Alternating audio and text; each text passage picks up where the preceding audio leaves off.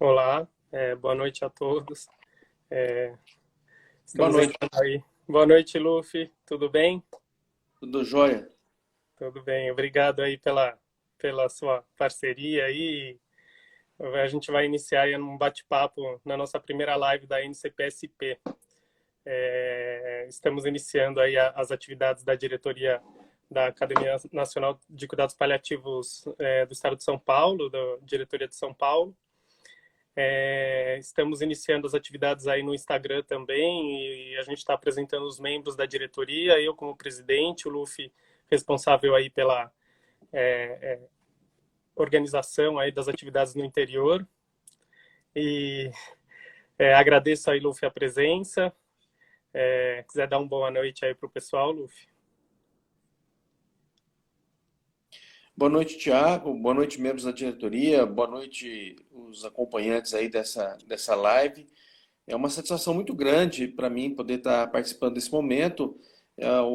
Vamos dizer assim, é o lançamento dos nossos primeiros eventos da Regional São Paulo, e que foi criada no último Congresso Paulista. E para mim é muito prazeroso, eu que estou no movimento paliativo já há 20 anos, é uma satisfação muito grande poder estar contribuindo mais uma vez aí com essas pitadas históricas. Legal. A ideia hoje é falar um pouquinho da nossa ideia e do que nós queremos desenvolver na diretoria de São Paulo. E a gente notou nas nossas reuniões de diretoria a necessidade de um resgate histórico aí do cuidados paliativos que nós vemos essa profusão aí nos últimos anos, mas que isso tem um porquê, uma razão de ser, que passa pela história do início aí dos cuidados paliativos, não só no Brasil, mas fora. E aí a ideia é trazer alguns dados aí de história para que a gente discuta e faça um paralelo com até a nossa vivência, né, Lu? A Eu acho gente. É, sim. A, extremamente importante a gente fazer um debate histórico para não deixar acontecer o que acontece no nosso país, que a gente perde um pouco da história e vão acontecendo coisas e a gente fica um país sem memória. Aí muita gente não entende o que está acontecendo hoje. E é é, assim com o nosso paliativo. Então eu acho importante a gente resgatar coisas históricas. isso. Eu já peço assim, digo que a ideia não é fazer uma revisão ampla, porque tem muitas pessoas que tiveram importância nisso, mas a ideia é a gente bater um papo a respeito de alguns marcos aí, né? O paliativo, quem faz cuidados paliativos não tem como não se encantar pela história da nossa é, é, a mãe dos cuidados paliativos no mundo, que é a Cicely Saunders, né?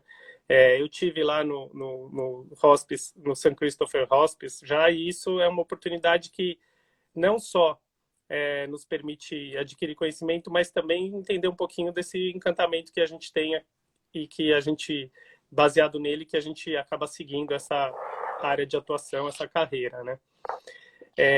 Mas o que a Cicely Saunders fez de novo, né, se a gente poderia dizer isso, ela fundou o St. Christopher Hospice em 1967 e já existiam hospices anteriormente, existiam hospices na época medieval, mas antes do St. Christopher, no início do século passado, também existiam, mas tinha uma conotação mais de um cuidado para as pessoas carentes e dependentes e desfavorecidas. E a Cicely Saunders, ela se dedicou a atuar nessa questão dos cuidados paliativos, dando um enfoque profissional da área da saúde, porque os hospices eles não eram instituições de saúde, eram instituições de caridade com uma marca de assistência religiosa importante, mas a Cicely Saunders, sendo aí formada em enfermagem, serviço social e, por fim, médica, ela entendia que, além de um cuidado humanizado e multidimensional, as pessoas precisavam também ter a técnica desenvolvida e atividades de ensino deveriam ser praticadas. Na época, o contraponto que ela fez é que as instituições hospitalares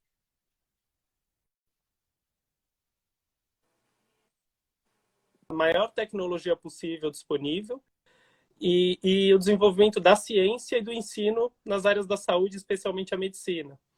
E tudo isso com enfoque na cura. e as pessoas que não tinham possibilidade de cura, elas acabavam ficando desassistidas.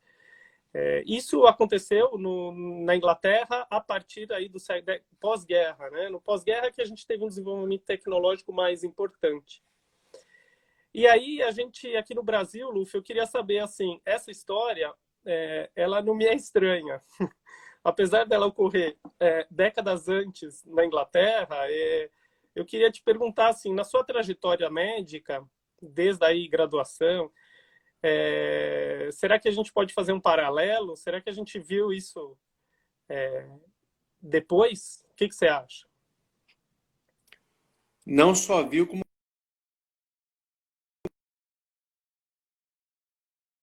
foco a internet está com a velocidade meio ruim aí, né? Tá meio Uhum. travando. Mas se o foco é a gente pensar no intuito curativo versus o intuito cuidativo, vamos colocar dessa forma, essa mudança de paradigma, ela ainda carece de força na nossa sociedade, sem dúvida alguma. A gente vê diariamente atitudes de profissionais que ainda estão muito focados na busca da cura ou que têm dificuldade ainda de reconhecer a progressão de uma doença e assim mudar o objetivo do cuidado, o objetivo do tratamento, que passa a ser o cuidado mais do que a cura ou a modificação da doença. Isso é muito, muito forte no câncer, mas a gente tem notícias esporádicas, anedóticas aí de outras situações semelhantes na área da cardiologia, da nefrologia, da pneumologia e tantas outras disciplinas que são também alvo de terem pacientes em cuidados paliativos. Então, esse paralelo existe, sem dúvida nenhuma, e mesmo, vejam vocês, quando eu era acadêmico, eu ouvia dizer assim, nossa, o Brasil está 30 anos atrás da Europa e dos Estados Unidos. Hoje eu digo, nós estamos 50 anos atrás da Europa e dos Estados Unidos, porque o nível de adiantamento da discussão dos cuidados deles estão muito além do que a nossa. De uma certa forma, Luffy, essa sensibilidade, acho que nas nossas carreiras, aí ela acabou nos levando para esse caminho, né? Eu queria que você contasse um pouco da sua história aí, pessoal, do start que te levou, porque eu acho que isso acaba sendo algo incomum. Hoje eu vejo que os acadêmicos e os residentes, eles têm mais contato com essa perspectiva. E eu queria que você... acho que a gente foi formado numa medicina que simplesmente não considerava essa perspectiva, né? Não sei, o que você poderia contar aí um pouco? Pô, você me perguntando isso, eu me remeto lá quando eu era residente da gastroenterologia no Hospital Universitário Regional do Norte do Paraná, ligado à Universidade Estadual de Londrina, onde eu me formei, onde foi a primeira vez que eu vi incorporarem, a cadeira incorporou uma psicóloga nas visitas. Porque, apesar de nós sermos um hospital geral, o hospital universitário é um hospital geral, a gente recebia muito paciente lá com câncer também, por exemplo. Eu vou falar muito do câncer aqui, eu tenho um viés porque toda a minha vida foi muito mais. Eu tive um pouco de experiência com doente neurológico também, cardiopata, mas muito mais com câncer. E nessa perspectiva, eu fiquei extremamente empolgado com a chegada da psicóloga. E qual foi a primeira conversa que eu tive com essa psicóloga? Eu cheguei para ela e perguntei, escuta, e aí, a gente conta ou não conta o diagnóstico para o paciente? Olha só o nível da discussão nossa. Porque esse era o nível das discussões que nós tínhamos, não só na gastro, mas na neuro, né? E aí, conta ou não conta? Né? Isso eu estou falando de 1995, 96, mais ou menos. E então tinha essa questão. E assim, né? E era distanásia. Ou era distanásia, ou existia aquele espírito, eu percebia nos docentes aquele espírito de, olha, não vai adiantar fazer uma biópsia nele, não vai adiantar submeter ele a uma cirurgia, não vai adiantar, né, agredi-lo. Então, já a postura de não introduzir medidas exageradas já existia em vários docentes nossos. No entanto, qual era a alternativa? Ó, então tira tudo, linha o sorinho, põe o biombo e coloca lá na enfermaria. E aí era o famoso SPP. A gente ia passar a visita na enfermaria, né, na hora da passagem do plantão, e aí era o SPP. Se parar, parou. Quando eu fiz a especialização com o Palio em 99, a gente fez uma série de ações, eu e a enfermeira Inês Jimenez, lá em Londrina, na universidade. Fazíamos eventos, fazíamos grupo de estudo. A gente tentava provocar nos limites onde nós podíamos. E depois de alguns anos, até recentemente, quando eu aqui cheguei, a Inês falou para mim, alguém comentou aí M1, M2, M3, é por aí que vai, né? A Inês comentou comigo, Luiz Fernando, você não sabe o que está acontecendo lá no hospital universitário. Outro dia, uma residente minha estava passando na enfermaria e aí estava um desses pacientes já sem possibilidade terapêutica de cura, quase não se usa mais esse termo, né? Mas estava lá um paciente, né, com essa característica, com um biombo, com o sorinho ligado, e na passagem de plantão, os residentes, os internos falando, aquele paciente lá é cuidado paliativo. Aí me arrepiou o último fio de cabelo, porque isso é muito mais sério. Pior do que simplesmente abandonar ou cuidar de um paciente morrendo em deixá-lo isoladamente, deixado abandonado, vamos dizer, numa enfermaria com sorinho pingando e com doses equivocadas de analgésicos, por exemplo, pior do que isso é pegar um nome, quer dizer, incorporar o cuidado paliativo, mas de uma forma negativa, quer dizer, pegar o nome, aquilo é cuidado paliativo, né? Não mudou a atitude e pegou o nome, o que é talvez um pouco mais temeroso. Isso recentemente, menos de 10 anos. Então, eu penso que e no nosso dia a dia, né?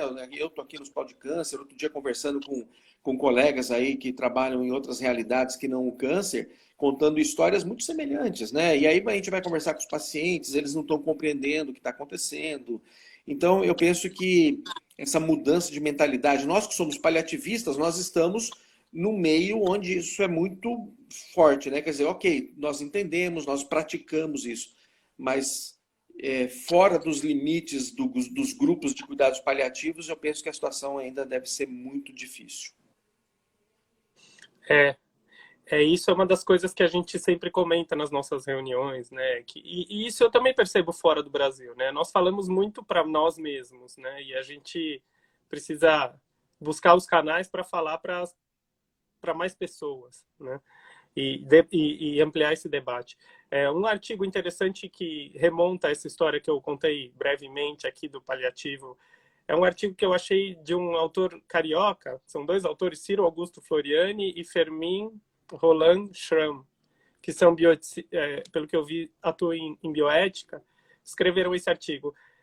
Casas para os que morrem, a história do desenvolvimento dos hóspices modernos. Bem interessante e faz um paralelo também com o desenvolvimento paliativo no Brasil.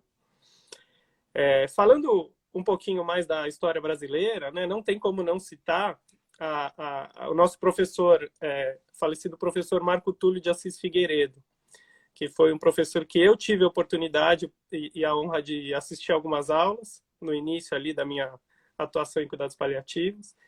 E ele era um paliativista da Escola Paulista de Medicina e foi talvez uma das primeiras pessoas a organizar cursos e se preocupar com o ensino da assistência dos cuidados paliativos.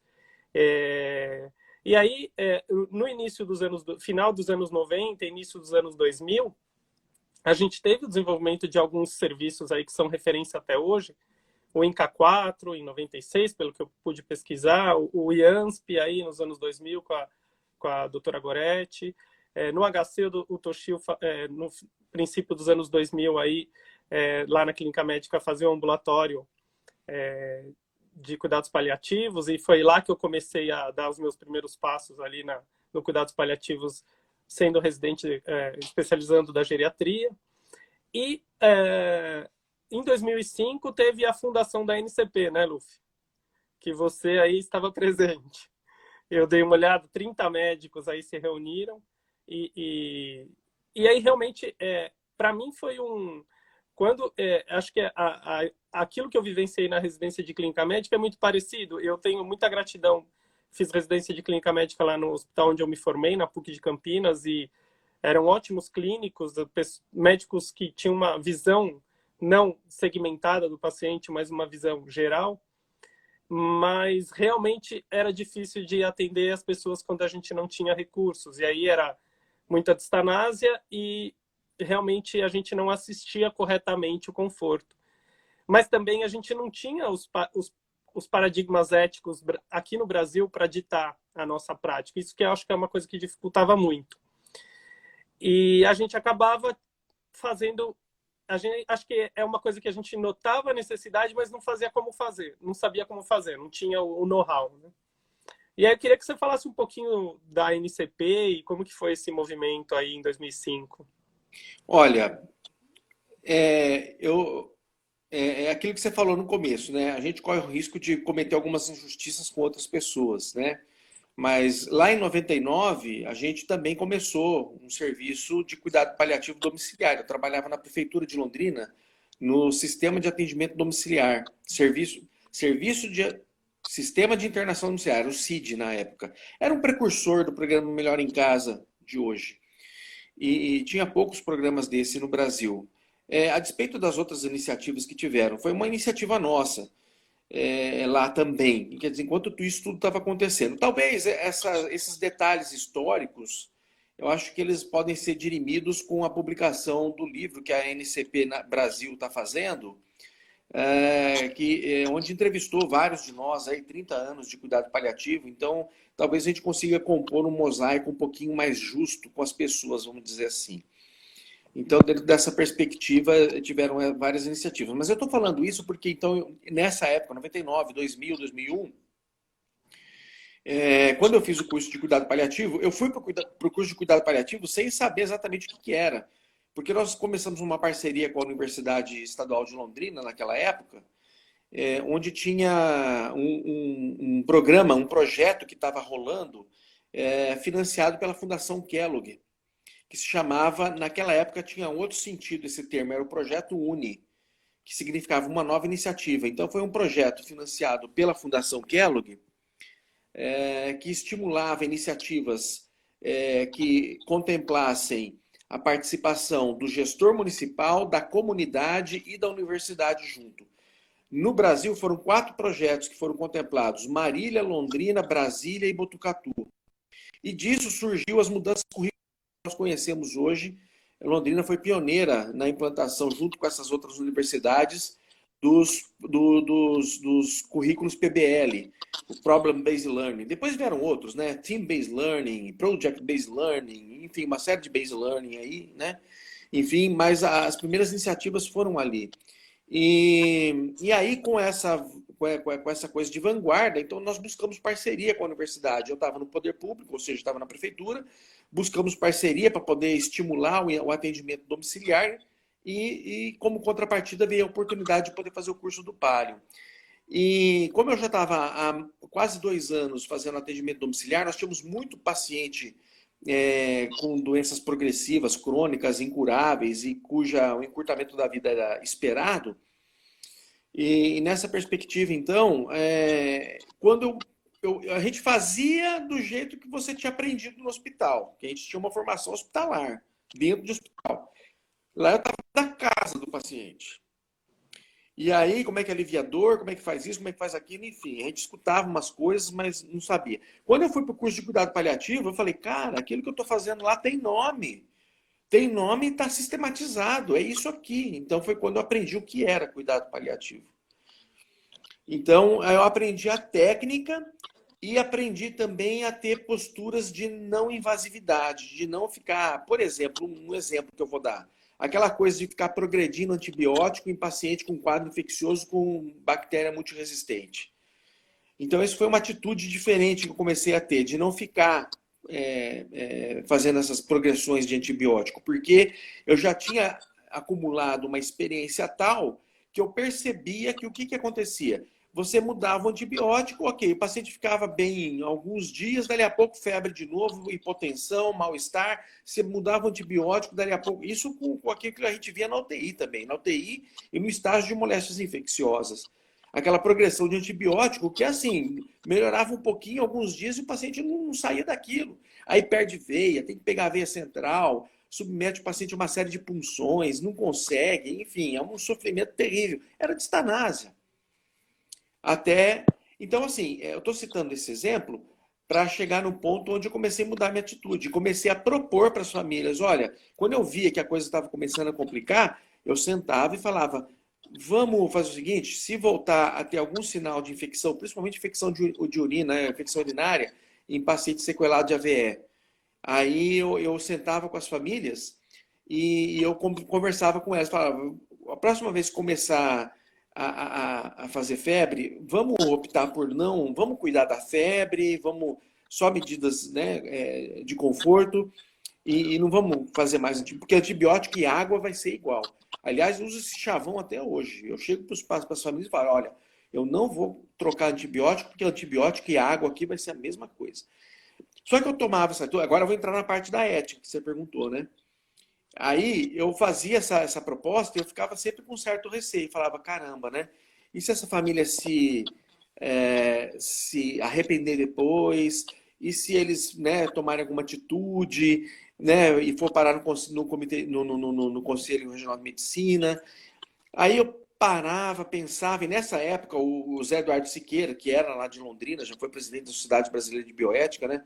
Era meu professor, um dos grandes incentivadores nossos lá em Londrina, diga-se de passagem. Então, assim, a gente já fazia esse debate. Eu também já havia sido convidado para participar da delegacia do Conselho Regional de Medicina. Não que eu me sentisse assim protegido, corporativismo, os caras vão me proteger se eu fizer. Não, não era isso. Mas eu via como que funcionavam os ritos, eu via como que funcionava um processo ético profissional, eu via como é que se conduzia uma sindicância, como é que chegava a questão das denúncias. Então, eu tentava me tranquilizar e pensava assim: bom, se um dia isso acontecer comigo e eu precisar passar por isso, eu acho que não vai ser ruim, porque eu vou levar essa discussão para dentro do conselho, por uma outra via. Então, eu tinha muita coragem, talvez mais coragem do que juízo. Mas eu ficava esperando que viesse vir uma bomba ética a qualquer momento, mas eu encarava isso não como uma coisa ruim, uma coisa negativa.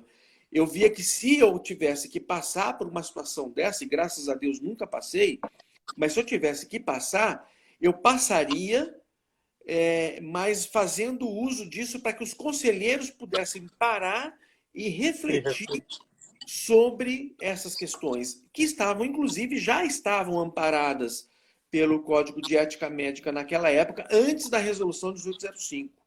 Já existiam vários artigos que davam esse amparo para nós podermos deixar de fazer coisas que nós considerássemos invasivas. Então, eu me tranquilizava com isso.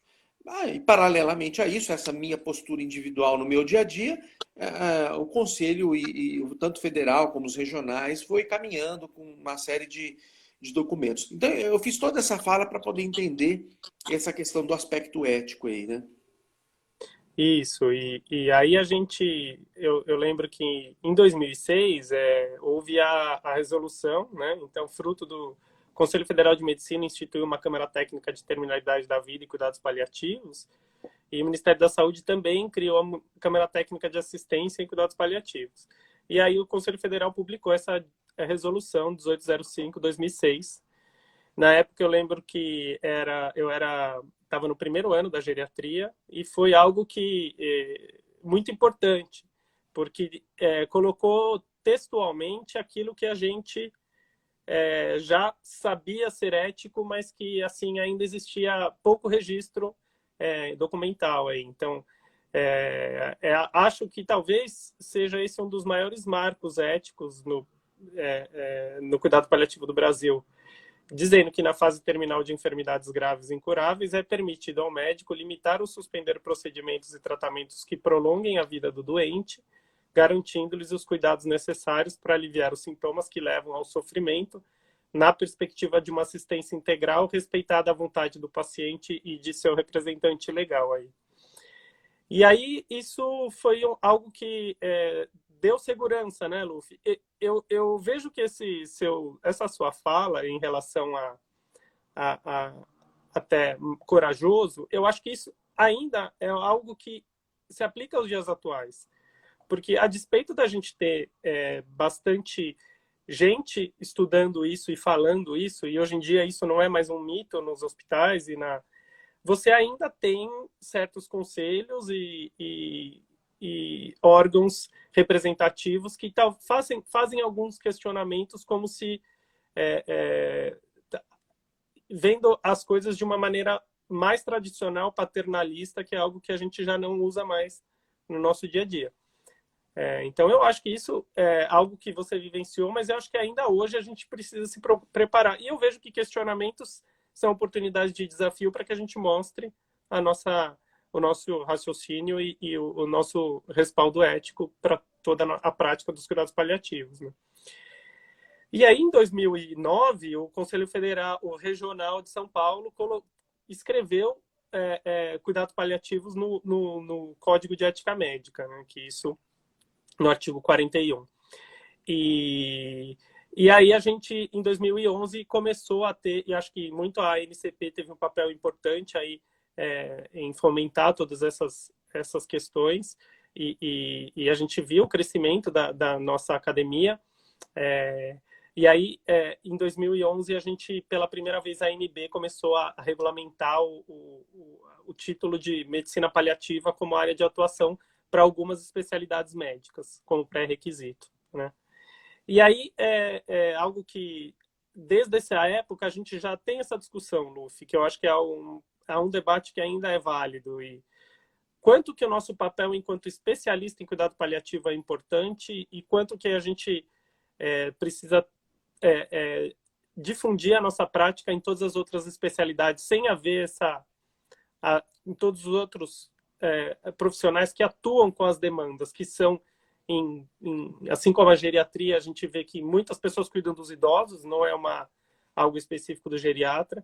Cuidar de pessoas com doenças graves não é exclusividade nossa, né? Como que você vê esse equilíbrio, Luffy? Eu vejo assim, Thiago, desde muito cedo, isso foi um movimento, olha só, coisa interessante, né? O micro representando o macro, né?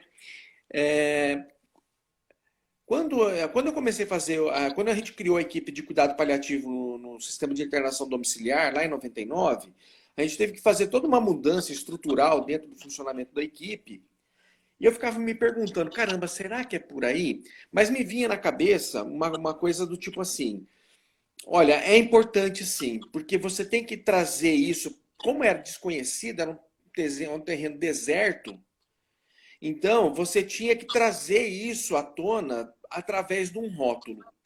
Então você tinha que rotular uma equipe, você precisava ter uma equipe emblemática, uma equipe temática para dar aparência, para aparecer, para poder ver, olha, funciona assim, tem um modo de funcionamento próprio, tem um processo de trabalho próprio, valoriza determinados aspectos do cuidado de uma forma própria, diferentemente da prática habitual que as outras equipes faziam.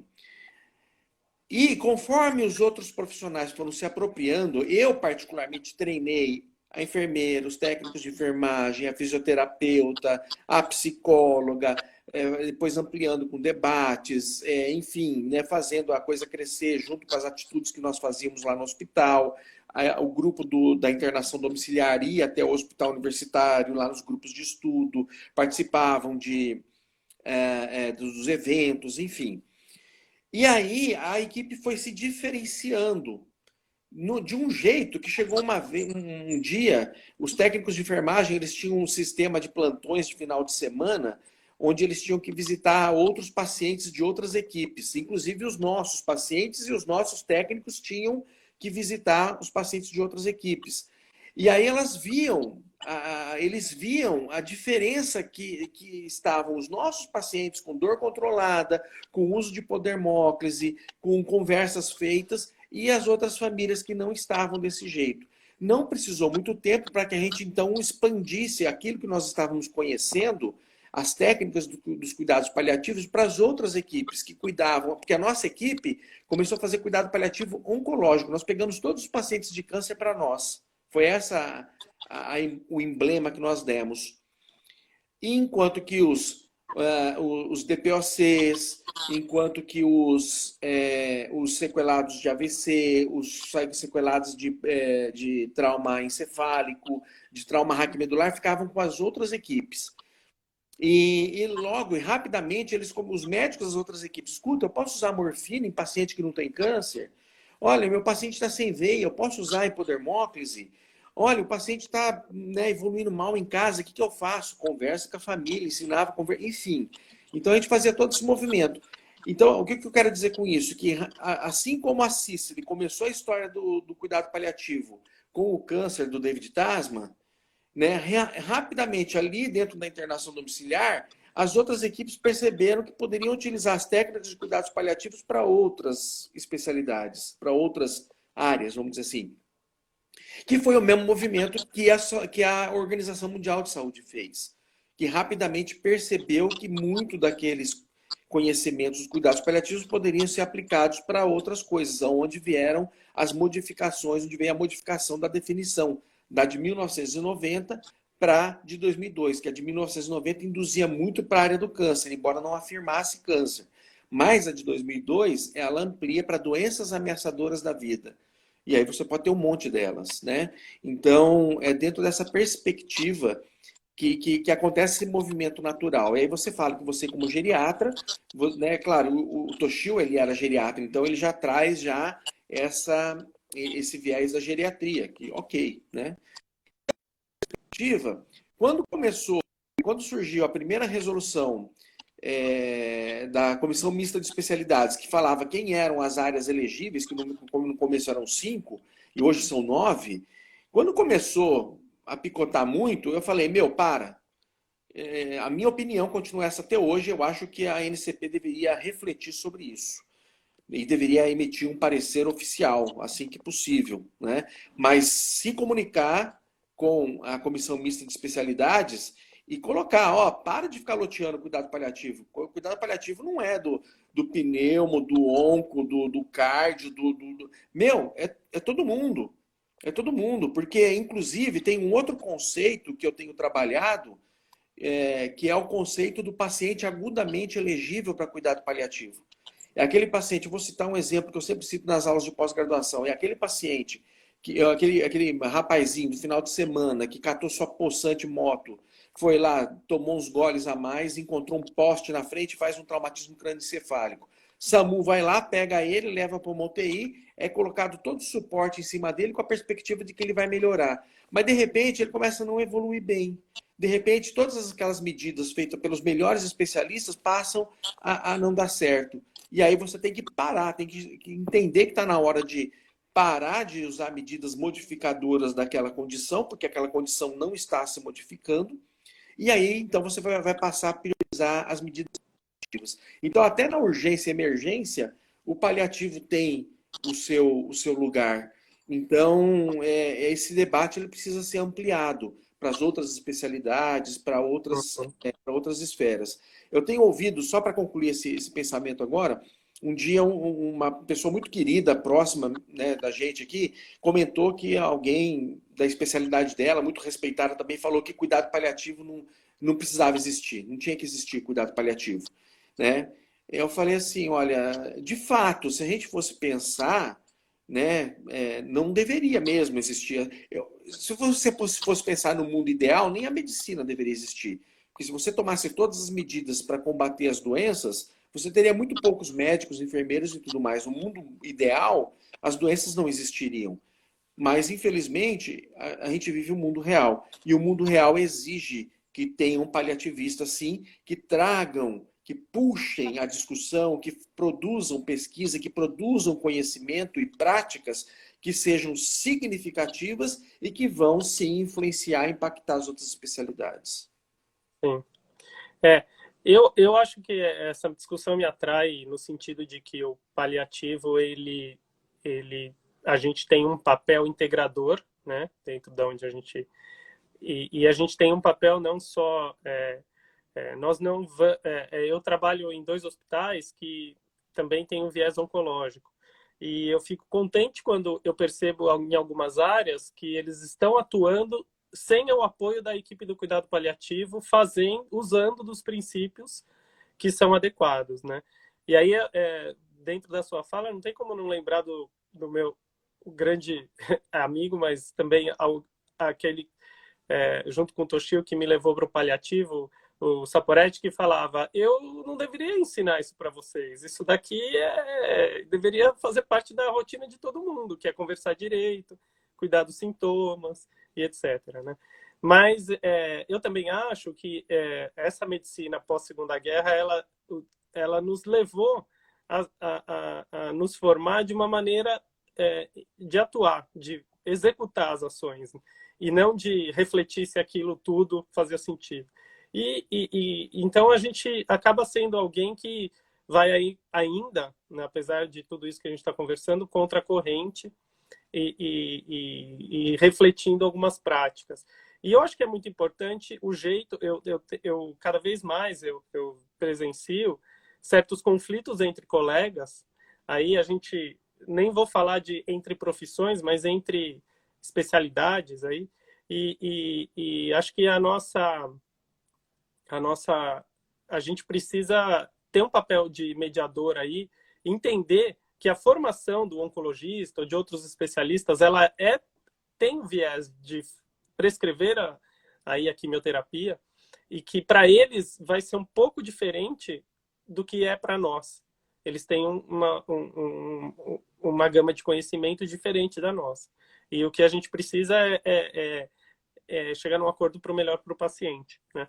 A Milena fez um comentário, Luffy, que eu acho que é muito interessante da sua experiência e que eu gostaria de incluir aí nas perguntas, a respeito de como fazer docência em cuidados paliativos na graduação ou pós-graduação, aí dentro da sua experiência, que eu vejo que é muito interessante, mas acho que você tem mais aí a falar do que eu.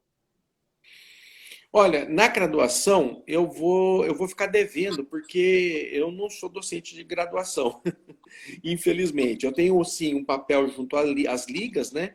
A liga nossa aqui da FACISB, aqui em Barretos, e que é um papel muito mais de orientação. Então, assim, eles não estão muito atrelados a todo aquele esquema rígido da graduação, de você fazer prova, de você exigir cumprimento de conteúdo, essa coisa toda, né?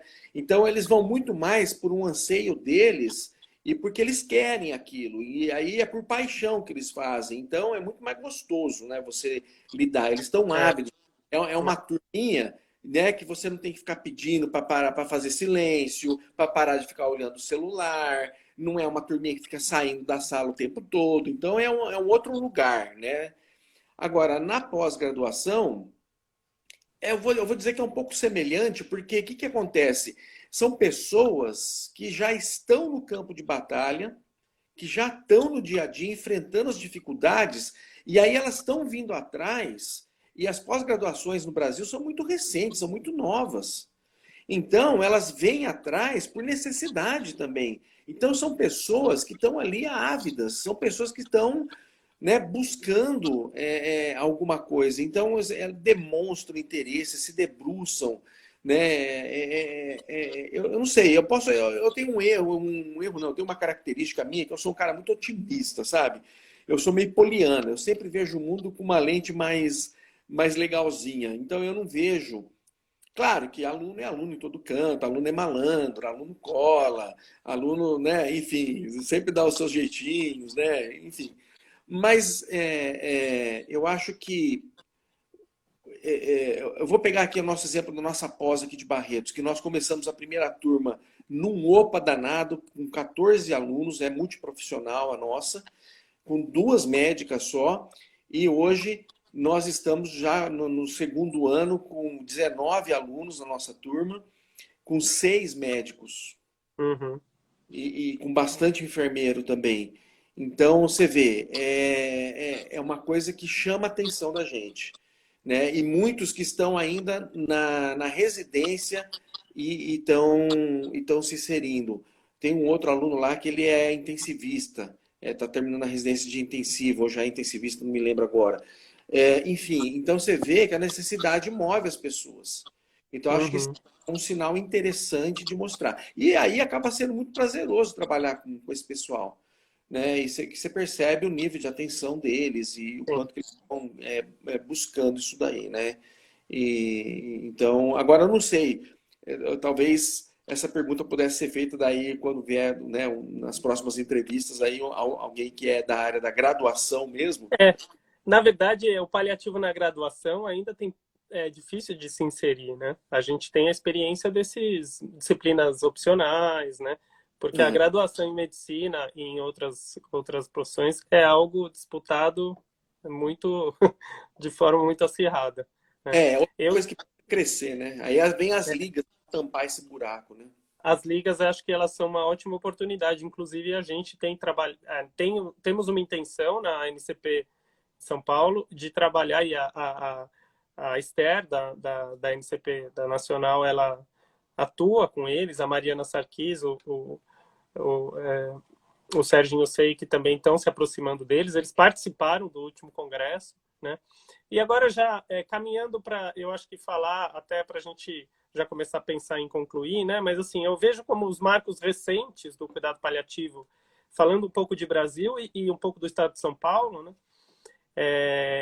Que a gente teve a comissão intergestores tripartite, que é o resultado, a resolução que foi lançada, a resolução número 41, foi publicada no Diário Oficial durante o Congresso, foi um marco, né, para nós, que ela, em 2018, lá em BH, o Congresso, mas que foi fruto do trabalho aí do Daniel pela NCP e de representantes do Ministério da Saúde, CONAS e CONASEMS, e que teve o objetivo de dispor sobre diretrizes para a organização dos cuidados paliativos à luz dos cuidados continuados integrados no âmbito do SUS. Foi um marco para a gente.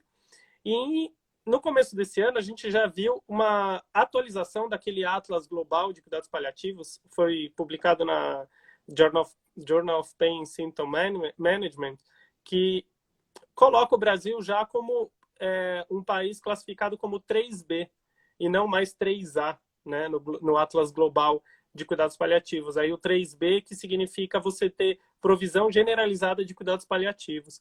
Isso, acho que graças ao trabalho que cada um do seu estado, e que é muito gostoso a gente ver lá no Congresso Brasileiro, tem desenvolvido para ampliar isso.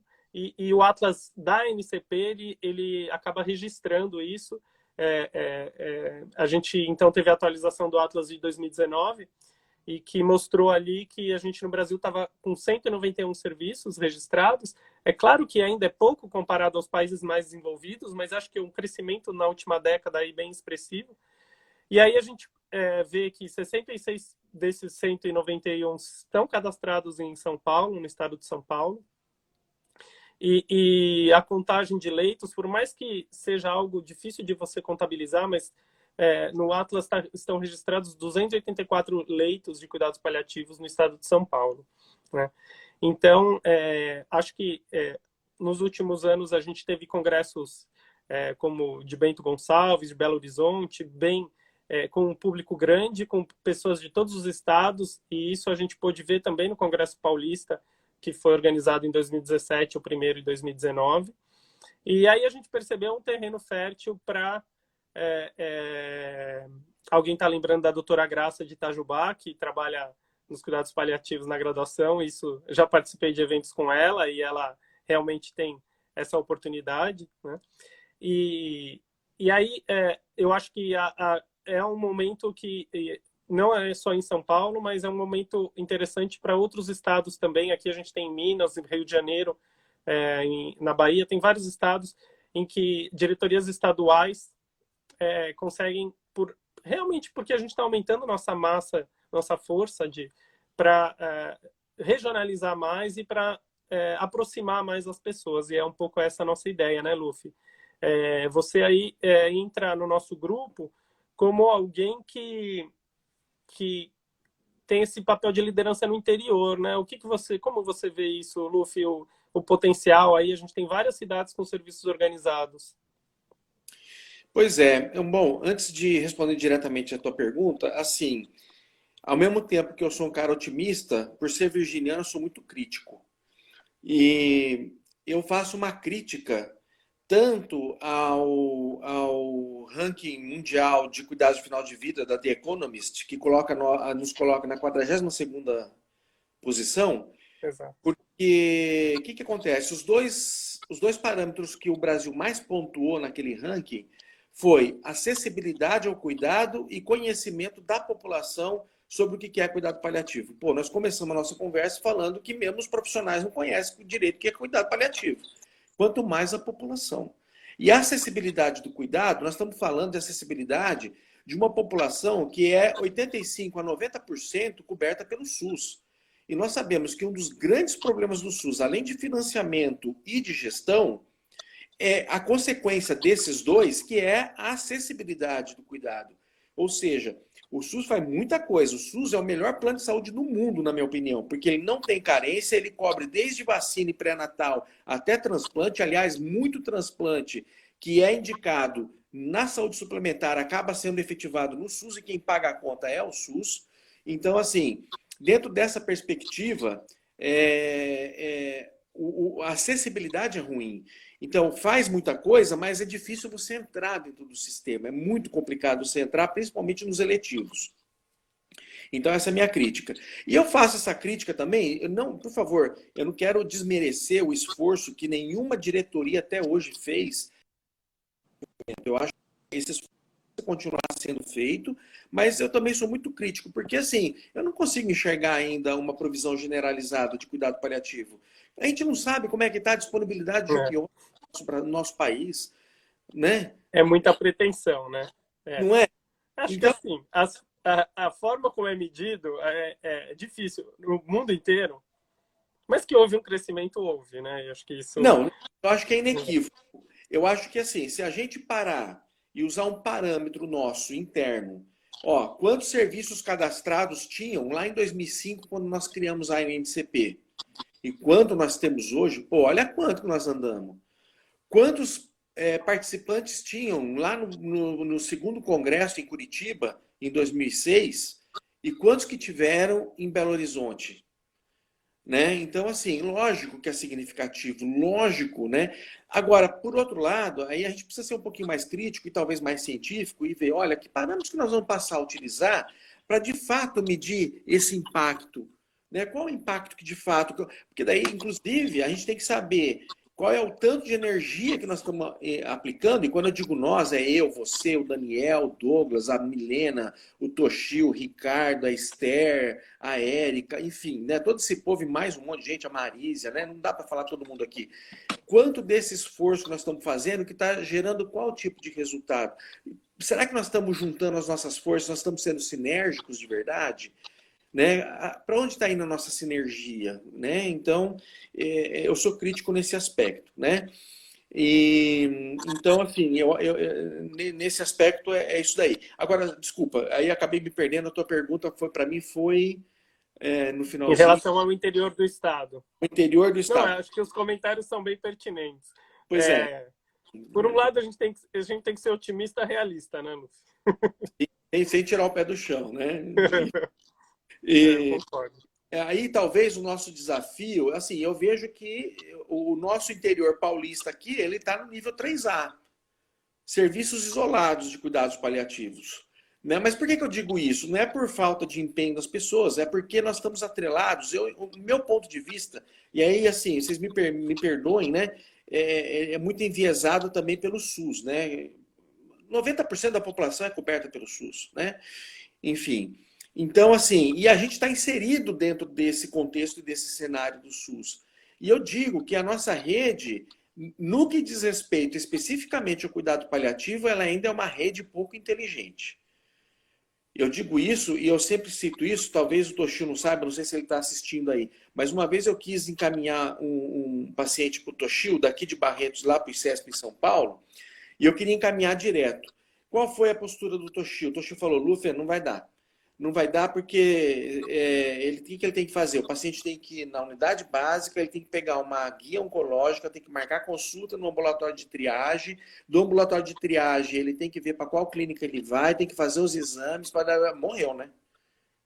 A vontade que o paciente tinha de poder morrer na casa dele não vai ser cumprida. Por quê? Porque a nossa rede é pouco inteligente. E a culpa não era do Toshio, porque se ele admite esse paciente lá, duas coisas vão acontecer com ele. Ele vai ter a conta dele glosada, e isso se ele não tomar um pito do gestor dele lá, o superior dele ainda, porque ele aceitou um caso sem entrar dentro do sistema de regulação do Estado. Então é dentro dessa perspectiva. Então nós somos vítimas, nós somos nível 3A porque nós somos vítimas do SUS, como ele funciona enquanto sistema. Porque a Secretaria Estadual de Saúde e o Ministério da Saúde ainda não olhou para essa perspectiva ainda, envolvendo regulação, envolvendo a auditoria, controle, avaliação e controle, que são os pontos, os elementos dentro da organização do SUS que podem favorecer o trânsito desse paciente, que é um paciente considerado de alta complexidade, afinal de contas ele está no CACOM, então como é que ele transita entre as unidades que compõem a rede, sem trazer prejuízo para nenhum dos prestadores de serviço. Então, eu acho assim, tá bonito de ver, tem bastante gente lá no grupo do interior paulista, acho que tem um potencial grande para crescer e ser explorado, mas o nosso sistema precisa... a gente tem que tirar vantagem da presença do Maurício na diretoria aí no núcleo da capital, que ele trabalha em avaliação e controle, se eu não me engano, auditoria, alguma coisa assim, regulação, ele trabalha em regulação, né? E aí Sim. a gente poderia, em algum dos nossos congressos, alguns dos nossos eventos, fazer essa discussão sobre a regulação, né? E o trânsito do paciente na rede. Sim. A gente já vai chegando aí para o fim, para que a gente não seja derrubado, né? Sim. Eu queria, como últimas palavras aí, dizer que eu acho que eu agradeço as pessoas que estão nos ouvindo, agradeço a todos os membros da diretoria que têm nos acompanhado aí da Estadual de São Paulo na construção dessa gestão desse ano e ano que vem.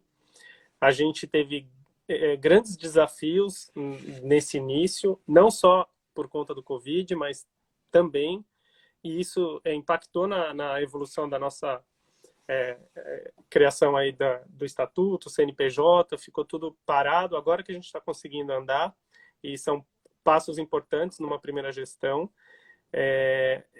Eu tenho por mim que a nossa intenção é que a gente possa cada vez mais integrar as diferentes regiões aí do estado e aumentar a nossa massa crítica, que eu acho que já é bem favorável. Alguém colocou, se não há aumento na discussão da população, eu acho que há, né, em relação a quando eu comecei a fazer, mas eu concordo com o Luffy que a gente ainda tem muito a avançar, tanto nos profissionais de saúde quanto na população leiga. Acho que é importante a gente, enquanto diretoria, estar integrado aos estados próximos da gente e até outras regiões, mas que tem grupos excelentes também, né? E acho que a gente só tem a crescer. A ideia de separar o que a gente tinha de diretoria regional sudeste, que era praticamente impossível de trabalhar com cada um em um estado, foi, acho que, interessante, e a gente forma um grupo de São Paulo mais próximo. E agora acho que é importante manter essa ligação. A gente tem o pessoal do Rio bem próximo da gente, e de Minas também, né? E sempre conversando com eles, e tem pensamentos bem alinhados àquilo que a gente tem, né? E contribuem muito também. E aí também compilar aquilo que a gente produz de científico, falando em produção científica nos serviços, para enriquecer o nosso evento estadual e criar um pouco da nossa própria experiência, né? Então, aqui no Instagram, a gente vai ter o foco de ser um canal de troca de experiências, debate e disseminação aí do conhecimento. Vamos trazer aí nas próximas lives outros profissionais que conhecemos e que atuam também na diretoria ou que não atuam, mas para a gente manter esse contato aí. Eu acho que o momento da pandemia nos permitiu aumentar essas possibilidades. Vou convidar aí o Luffy às últimas palavras, aí a gente tem mais aí uns 3 minutinhos para não ser derrubado, e a gente Uhum. pretende deixar isso gravado e disponível, Luffy. Eu só tenho a agradecer a você, Thiago, representante da Estadual Paulista, por essa oportunidade. Eu fiquei afastado desde o Congresso de Bento Gonçalves até recentemente por conta de problemas de saúde e com ainda aquele desejo de muita coisa poder fazer pelo movimento paliativista brasileiro. Então, eu estou me sentindo assim, sendo, né, retornando, estou me sentindo muito acolhido. Estou tendo oportunidade aí, até estou em dúvida, estou em dívida com a Mari e com o Serginho, que tá rolando todo um movimento aí das ligas a nível nacional, e a gente está fazendo todo um debate. Nós criamos o Comitê das Ligas com a ajuda aí da colega Esther, com a Marísia, e a gente quer ampliar isso. Mari, Serginho, eu vou fazer contato com vocês para poder inteirá-los do que está acontecendo. Aqui no fervo do dia a dia aqui a gente não consegue, fica difícil, mas enfim, eu vou inteirá-los do que está acontecendo. Mas para mim está sendo muito prazeroso, está sendo muito gratificante poder estar compartilhando. Estou vendo que é um monte de aluno, a Camila, o Paulo Otávio estão aqui. A gente tem que pegar esses meninos pela mão, a gente tem que levar eles junto com a gente, porque eles são os futuros paliativistas. Eu quero ser bem paliado na hora que chegar a minha hora. Então a gente tem que, de fato, fazer esse movimento crescer e crescer de forma sólida. O meu agradecimento à diretoria da NCP Estadual São Paulo e aos colegas que estão aí, né, participando e dando sua contribuição, assistindo aqui. Uma satisfação muito grande, viu? Muito obrigado mais uma vez. Eu agradeço, Luffy, acho que você contribui bastante conosco, não só dando conselhos e com conhecimento, e eu acho que a ideia é essa, né? A gente fazer amizades e aprender mais e construir aí o nosso movimento. Eu agradeço aí a todos vocês por terem nos acompanhado. Em breve teremos novidades e outras lives. Muito obrigado, valeu, Luffy, tchau, um abraço a todos e boa noite. Boa noite, valeu. Valeu.